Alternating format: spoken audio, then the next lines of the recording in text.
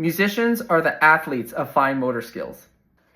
While sporting events and concerts may look quite different, what fans and audiences see are a culmination of hours of practice, training with the support of teammates and studio mates, guidance from coaches and teachers, and ultimately, it's our job to play. How fun is that? While the cross-pollination between the sport and music worlds will support us in a number of ways, and routines will vary from person to person, I wanted to focus on and talk about fundamentals, skill building, and conditioning. We wouldn't expect an Olympic lifter to roll up to the gym and aim for a PR right away, so musicians, similarly, shouldn't be opening up their cases and trying to play the hardest licks possible. We need a proper warm-up.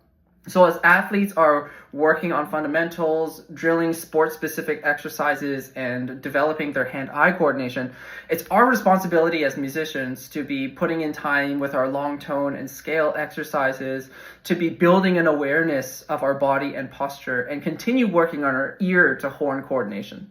So while the specifics and nuances of our warm-ups can be tailored to support our repertoire goals, an effective warm-up is going to prepare our mind, body, and instrument for success, allowing us to dig deep in our practice to reach these upper-level goals. While teachers and coaches assign drills and exercises to help us build technical fluency and musical understanding, skill building also involves creative practice, critical thinking, and a willingness to try new things. Just as there are so many ways to toss a frisbee, shoot a basketball, or swing a golf club, the pedagogy is constantly evolving to meet the demands of the game. So this kind of mentality allows us to turn practicing from a mundane chore to a creative practice and allows us to return to our instrument with fresh ideas.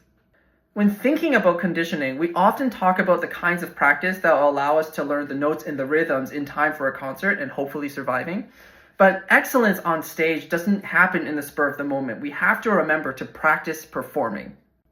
Scrimmages at the end of practice and exhibition matches allow us to do this. They simulate the pressures of performance while setting the stakes much lower. This gives us a chance to identify what parts of our routine are serving us, a chance to work on our performance playbook and stage presence, and a chance to acknowledge performance anxiety, which doesn't usually creep up in a practice setting.